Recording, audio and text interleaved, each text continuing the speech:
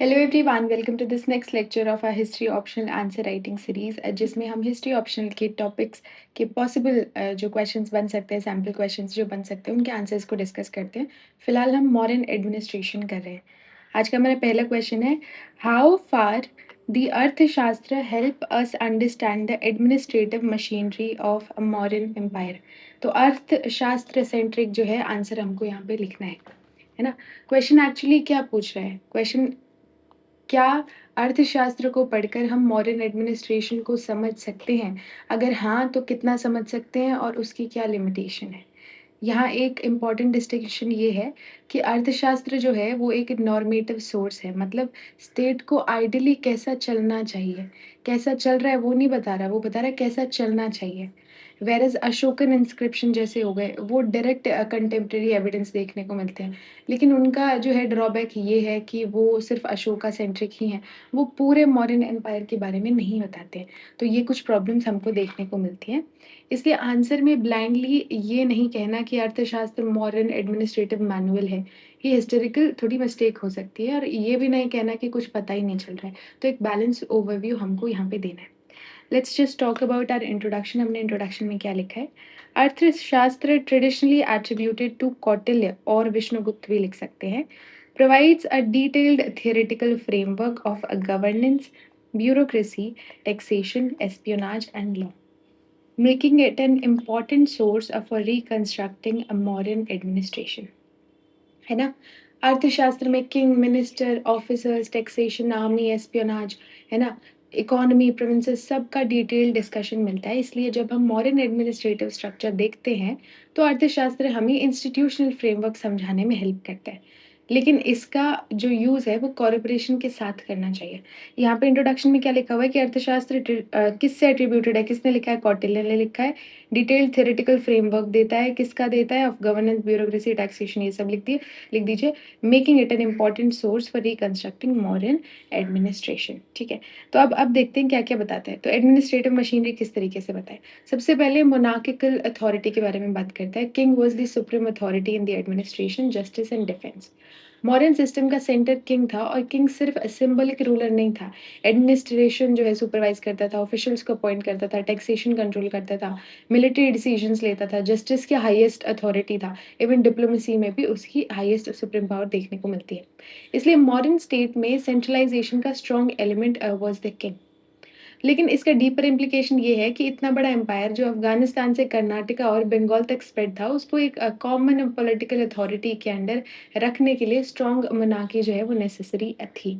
ठीक है, next is मंत्री परिषद। काउंसिल ऑफ मिनिस्टर्स होते थे जो किंग को एडवाइस करते थे ऑन डिफरेंट मैटर्स। ठीक है, ये मंत्री परिषद हुआ करते थे, एडवाइजरी बॉडी थी। ब्यूरोक्रेटिक हायरार्की के बारे में पता चलता है हमको अर्थशास्त्र से। अमात्य, अध्यक्षास, है ना, इन सब के बारे में पता चलता था। प्रोविंशियल एडमिनिस्ट्रेशन के बारे में पता चलता था। देयर वर 4 प्रोविंसेस जिनकी कैपिटल तक्षशिला, उज्जैन, तोशाली और सुवर्णगिरी देखने को मिलती थी, है ना? There was a robust revenue machinery, samaharta supervised revenue collection and sannidhata treasury management. ठीक है, तो 2 ऑफिशियल्स की बात हुई है यहाँ पे, समहर्ता and सन्निधत्ता। समहर्ता was the one who supervised revenue collection and Sannidhata was the one who managed treasury। ठीक है, तो ये हमको अर्थशास्त्र से ही पता चला है।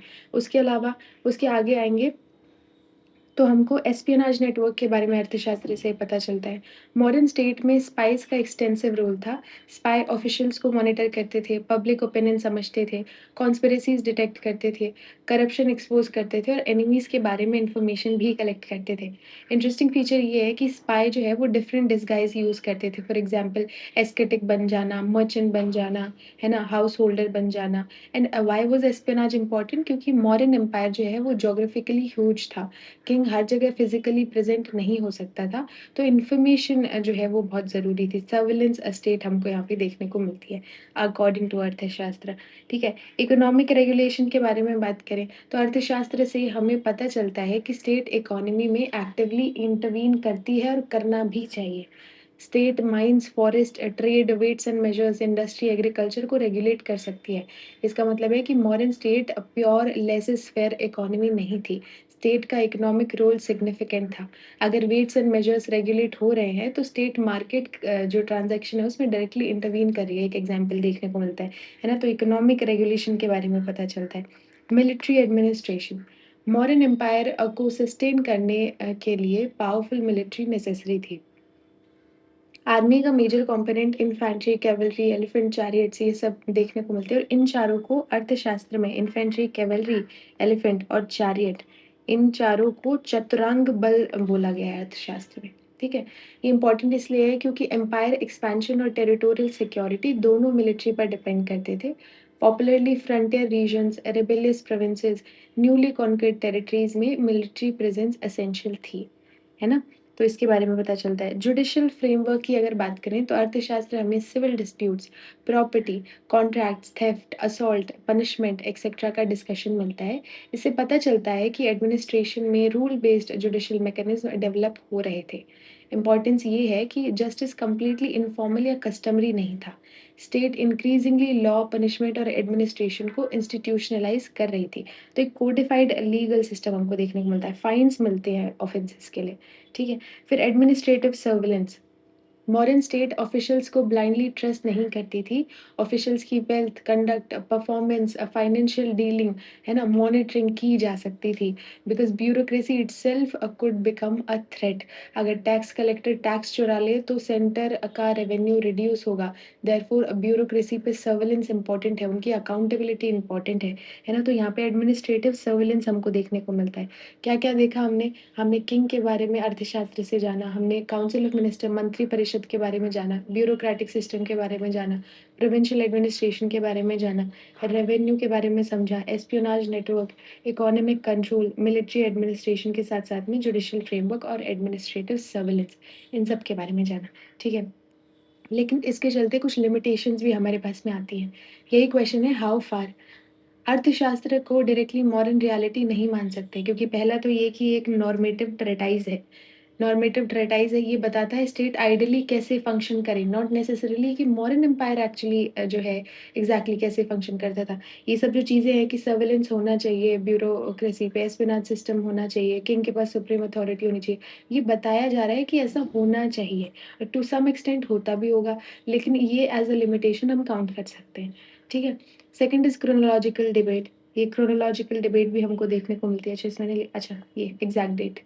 टेक्स्ट की फाइनल कंपाइलेशन को मॉडर्न पीरियड से स्ट्रेट फॉरवर्डली इक्वेट करना थोड़ा प्रॉब्लमैटिक दिखता है। अशोकन इंस्क्रिप्शन का भी हमको यहाँ पे देखने को मिलता है। अशोकन एडिक्ट्स हमें एक्चुअल मॉडर्न गवर्नेंस का स्ट्रॉन्गर एविडेंस देते हैं। फॉर एग्जाम्पल धम्मा, धम्मा महामात्रास, है ना, welfare measures, provincial administration, royal tours, इन सब के बारे में बताते हैं। वैसा हमको जो है अर्थशास्त्र उस तरीके से नहीं बताता कि एक्चुअल वहाँ पे क्या था। लेकिन अशोकन इंस्क्रिप्शन की भी लिमिटेशन ये है कि वो सारे मॉडर्न पीरियड को कैप्चर नहीं करते, सिर्फ अशोका सेंट्रिक है वो। ठीक है? तो यहाँ पे हम कंक्लूजन में क्या लिख सकते हैं? कंक्लूजन में वी कैन राइट, दस अर्थशास्त्र इज क्रूशियल इंस्टीट्यूशनल ब्लूप्रिंट या framework for modern administration, but it's evidence become more reliable when corroborated with inscription, archaeology and foreign accounts। इन सब चीज़ों को साथ में एक मल्टी डायमेंशनल अप्रोच लेके हम मॉडर्न हिस्ट्री को जो है रिकंस्ट्रक्ट कर सकते हैं। अकेले अर्थशास्त्र से भी नहीं कर सकते, अकेले इंस्क्रिप्शन से भी नहीं कर सकते, अकेले आर्कियोलॉजी से भी नहीं कर सकते और अकेले फॉरेन अकाउंट से भी नहीं कर सकते, सबके अपने-अपने लिमिटेशन है ना? ठीक है, अगले क्वेश्चन पे आते हैं। अगला क्वेश्चन बात करता है, discuss the role of espionage in a modern administration, what does it reveal about the nature of modern state?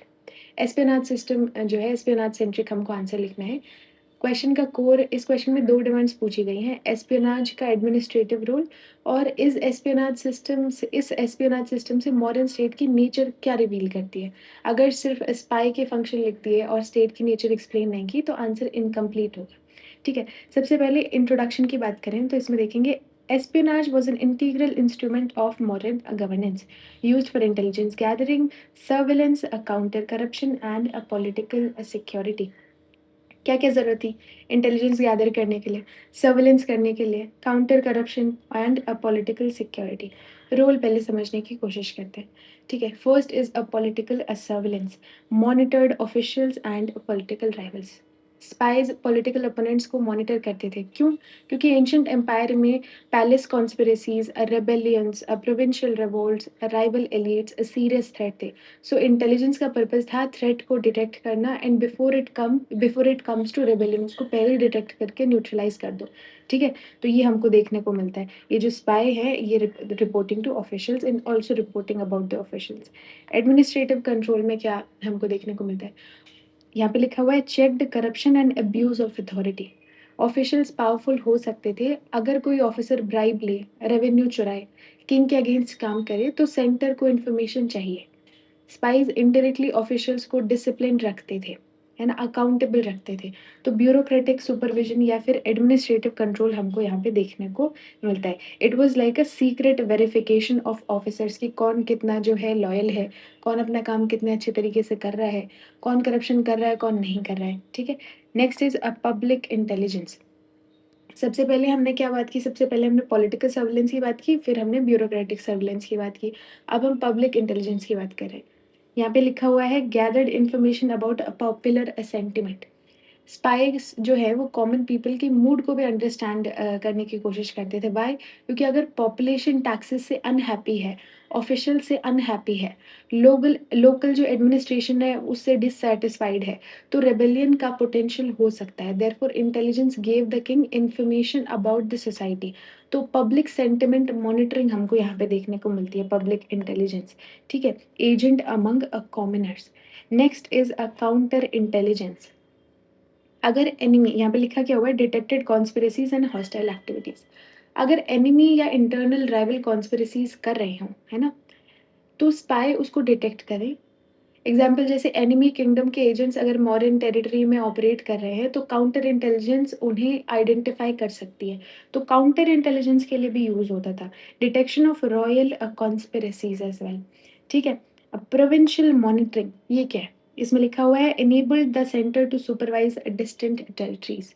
ये स्पेशली इंपॉर्टेंट है क्योंकि पाटलिपुत्र से तक्षशिला थाउजेंड्स ऑफ किलोमीटर का डिस्टेंस है, एग्जाम्पल से समझा रही हूँ। किंग पर्सनली डेली मॉनिटरिंग नहीं कर सकता, देयरफॉर जो है spy became communication channel between centre and provinces. इससे क्या होता है? इससे होता है कि प्रोविंशियल गवर्नर कुछ गलत करे तो सेंटर को इन्फॉर्मेशन मिल सकती है। तो प्रोविंशियल मॉनिटरिंग भी देखने को मिलती है। एग्जाम्पल आप लिख देंगे किसी प्रोविंसेस का। ठीक है, next is a foreign intelligence. Enemy states के military preparation, political situation, alliance और वीकनेस के बारे में इंफॉर्मेशन जो है इंपॉर्टेंट इंफॉर्मेशन देता था। Information network supported external security. ठीक है, अब ये ज़रूरी क्यों था? ये ज़रूरी इसलिए था क्योंकि वॉर सिर्फ बैटल फील्ड पर नहीं जीता जाता। Information itself is a strategic power. ये आप प्रेजेंट डे में भी लिख सकते हैं कि information itself is a strategic power. Strategic power, ठीक है ना? तो यहाँ पे हमको फॉरेन इंटेलिजेंस भी देखने को मिलता है। Economic surveillance detected a revenue leakage and a fraud. Revenue officials corruption कर सकते थे। स्पाई डिटेक्ट करते थे कि टैक्स इवेजन हुआ है, एम्बेजलमेंट हुई है, कोई फॉल्स अकाउंट है, कोई लीगल ट्रेड है। एग्जाम्पल अगर कलेक्टर स्टेट को 100 रुपये जो है रिपोर्ट करे बट एक्चुअली में जो है 150 रुपये कलेक्ट करे, तो इंटेलिजेंस नेटवर्क फ्रॉड एक्सपोज करने में के लिए मैकेनिज्म हो सकते हैं। तो फिजिकल सर्विलेंस या इकोनॉमिक सर्विलेंस देखने को मिलता है। डिस्गाइज, यूज ऑफ डिस्गाइजेस, ये क्या है? अर्थशास्त्र में स्पाइस के मल्टीपल फॉर्म का डिस्कशन हुआ है और ये इंपॉर्टेंट है बिकॉज अगर स्पाई क्लियरली रॉयल ऑफिसर के फॉर्म में आएंगे तो जो लोग हैं वो सच नहीं बोलेंगे, है ना। इसलिए डिस्गाइज का हम ये यूज़ करते थे, किसी भी भेष में, है ना, किसी आदमी का कैरेक्टर लेके जो है प्ले करते थे, इंफॉर्मेशन गैदर करते थे। Multiple social identities. Internal security में कैसे इंपॉर्टेंट है? अब इधर लिखा हुआ है कि helped preserve political stability in a vast empire. Large empire में tribal resistance, provincial revolt, political conspiracies, criminal activities को मॉनिटर करना इंपॉर्टेंट था। एस्पियोनाज ने इंटरनल सिक्योरिटी स्ट्रेंथन की। ठीक है, तो यहाँ पे इंटरनल सिक्योरिटी भी देख सकते हैं। एग्जाम्पल में एंटी रेबेलियन इंटेलिजेंस आप लिख सकते हैं। Next is king centred governance. इसमें क्या लिखा हुआ है कि intelligence directly strengthened royal authority. मतलब सबसे इम्पोर्टेंट पॉइंट है कि एस्पेनाज अल्टीमेटली किंग को इन्फॉर्मेशन प्रोवाइड करता था, मतलब centre knew what was happening in distant region. इससे जो है रॉयल अथॉरिटी स्ट्रांग होती है, तो एक सेंट्रलाइज्ड इन्फॉर्मेशन पावर सिस्टम हमको यहाँ पे देखने को मिलता है। अब what does it reveal about the modern state, क्या पता चलता है इसके बारे में मॉडर्न स्टेट से? तो it was a centralised state, जो लास्ट पॉइंट हमने देखा था कि किंग सेंट्रिक इन्फॉर्मेशन जो है, किंग को इन्फॉर्मेशन अल्टीमेट प्रोवाइड की जाती थी। तो इससे पता चलता है कि एक्सटेंसिव इंटेलिजेंस नेटवर्क इंडिकेट करता है that centre wanted to know what was happening across the empire. ठीक है? तो ये information flowed toward the centre, हम यहाँ पे देख सकते हैं। पैटर्नलिस्टिक स्टेट, सोशल लाइफ में भी जो स्टेट है वो इंटरवीन करती थी इस तरीके से। पब्लिक सेंटिमेंट को जानने की कोशिश कर, नॉट जस्ट इसलिए कि रिबेलियन रोके, बट इसलिए भी कि लोग किस में ज़्यादा खुश हैं वो पता चले, है ना? टैक्स से अनहैप्पी हैं कि हैप्पी हैं, जो पॉलिसीज चल रही हैं वो उनको सेटिस्फाई कर रही हैं कि नहीं कर रही है, लोग कर क्या रहे हैं, ऑफिशियल्स क्या कर रहे हैं, पॉलिटिकल सिचुएशन क्या है। तो एक पैटर्नलिस्टिक स्टेट का से भी हमको पता चलता है। सिक्योरिटी कॉन्शियस स्टेट हमको पता चलता है। मॉडर्न स्टेट पॉलिटिकल स्टेबिलिटी को एक्सट्रीमली इम्पोर्टेंट समझ रही है ना? इंटरनल सिक्योरिटी को एक्सट्रीमली इम्पोर्टेंट समझ रही है। इसके लिए एक सिक्योरिटी कॉन्शियस स्टेट हम उसको कह सकते हैं, ठीक है? Next is bureaucratic state. Officials की मॉनिटरिंग सजेस्ट करती है कि एडमिनिस्ट्रेशन जो है वो इंक्रीजिंगली इंस्टीट्यूशनलाइज्ड था and officials faced institutional surveillance as well. ठीक है, तो एक ब्यूरोक्रेटिक स्टेट देखने को मिलता है, एक रियलिस्ट स्टेट क्राफ्ट देखने को हमको मिलता है। इसका मतलब इधर लिखा हुआ है governance emphasised practicality over idealism. अर्थशास्त्र की स्टेट क्राफ्ट आइडल मोरालिटी से ज़्यादा पावर, सिक्योरिटी, स्टेबिलिटी और प्रैक्टिकल गवर्नेंस पर फोकस करती है। ठीक है, अब कंक्लूजन में क्या लिख सकते हैं? कंक्लूजन में लिख सकते हैं कि modern espionage reveals highly vigilant and security conscious state. Vigilant है, हर टाइम चौकन्ना रह रहे हैं। Where information was itself an instrument of power. Information is a strategic जो है source of power, हमने ऊपर भी लिखा था information is itself a strategic power।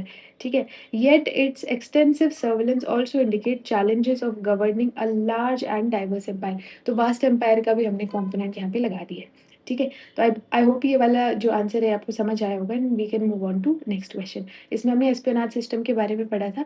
एस्पेराज system के बारे में हमने इंट्रोडक्शन में लिखा था कि मॉडर्न गवर्नेंस का इंटीग्रल जो है सिस्टम देखने को मिलता है, जिसमें intelligence gathering, surveillance, internal security और काउंटर करप्शन के एलिमेंट्स देखने को मिलते हैं। हमने ऑलमोस्ट हर स्फेयर कंप्लीट कर लिया।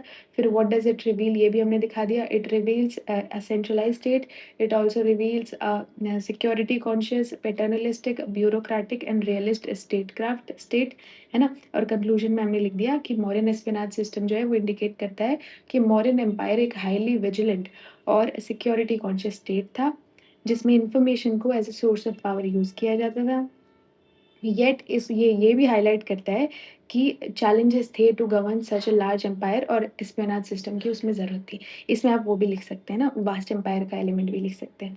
ठीक है, now we can move on to next question which talks about examine the importance of taxation and revenue administration in sustaining the modern empire.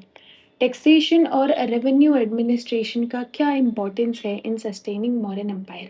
ठीक है, तो इंट्रोडक्शन में इधर लिखा है taxation form the financial foundation of modern state, enabling its large bureaucracy, standing army, public work and territorial administration.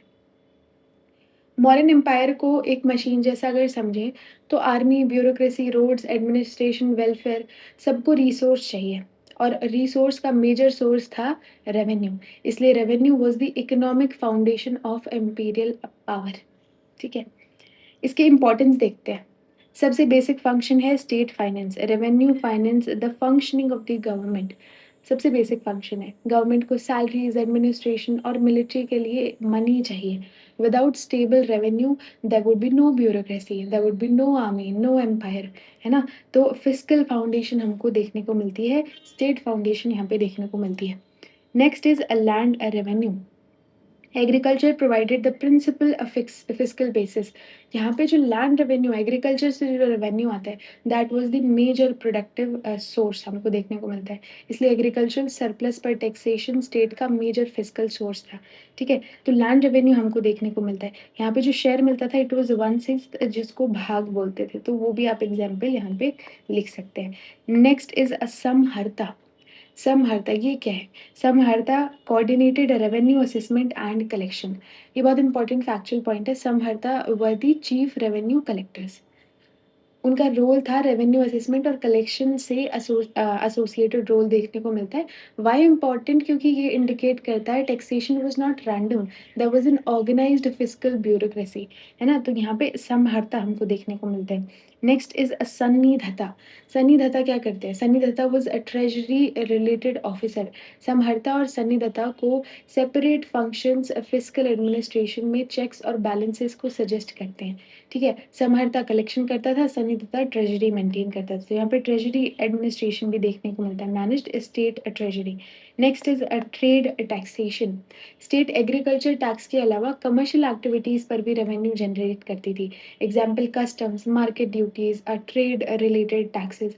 अब important इसलिए है क्योंकि मौर्यन एम्पायर में लॉन्ग डिस्टेंस ट्रेड इम्पोर्टेंट था। ट्रेड टैक्सेशन मेंट इकोनॉमिक एक्टिविटी, है ना? इकोनॉमिक एक्टिविटी से state revenue generate होता है, ठीक है? तो यहाँ पे हमको ट्रेड टैक्सेशन भी देखने को मिलता है। उसके बाद में रिसोर्स टैक्सेशन, है ना?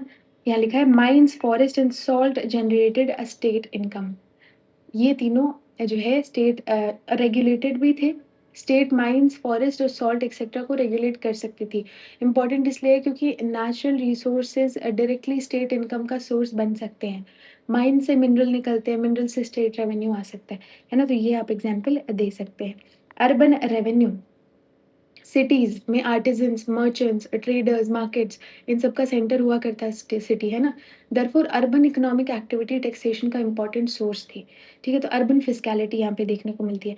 मिलिट्री एक्सपेंडिचर में वो पैसा यूज़ करते थे। रेवेन्यू जो है it helped in sustaining such a large army, ठीक है? मैगज़ीन्स तो बोलते हैं कि 6 लाख की इन्फैंट्री थी, ऑल्दो एक्ज़ैजरेटेड नंबर बताया जाता है बट फिर भी लार्ज स्टैंडिंग आर्मी हुआ करती थी मौर्यन एम्पायर के पास में, ठीक है? क्योंकि एनीवे खर्चा भी बहुत करते थे। पब्लिक एक्सपेंडिचर की बात करें तो रेवेन्यू का यूज़ सिर्फ़ वॉर के लिए नहीं, सिर्फ़ जो है जो रेवेन्यू आपने जनरेट कर लिया, लार्ज स्टैंडिंग आर्मी बना दी, उसके लिए नहीं होता था। स्टेट जो है roads, irrigation, infrastructure, administrative institution पर भी एक्सपेंडिचर कर सकती थी। अशोकन पीरियड में वेलफेयर ओरिएंटेशन और ज़्यादा स्ट्रॉन्गर हमको आते टाइम पे देखने को मिलती है, ठीक है? तो public expenditure is also there, है ना? मौर्यन एम्पायर में हमको सुदर्शन लेक का कंस्ट्रक्शन देखने को मिलता है, तो आप एग्ज़ाम्पल लिख सकते हैं सुदर्शन लेक का भी। सुदर्शन लेक, है ना? जो गुजरात में पड़ता है, उसको बाद में रुद्र दमन वन ने जो है रिपेयर भी कराया था। इम्पीरियल इंटीग्रेशन, इससे क्या पता चलता है, क्या लिखा हुआ है? Fiscal administration connected provinces with the centre. Taxation का एक पॉलिटिकल फंक्शन भी था। जब प्रोविंसेस सेंटर को रेवेन्यू प्रोवाइड करते हैं, इकोनॉमिक फ्लो होता है, उससे पॉलिटिकल इंटीग्रेशन क्रिएट होता है।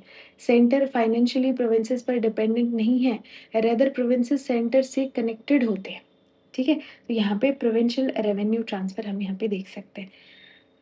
यहाँ पे क्रिटिकल डायमेंशन क्या हो सकता है? However heavy extraction could create popular discontent, particularly in newly incorporated regions. Ashoka's emphasis on dhamma and welfare suggests an attempt to supplement coercive extraction with ethical governance. मतलब क्या बोला गया है कि टैक्सेशन एक्सेसिव हो तो प्रॉब्लम हो सकती है।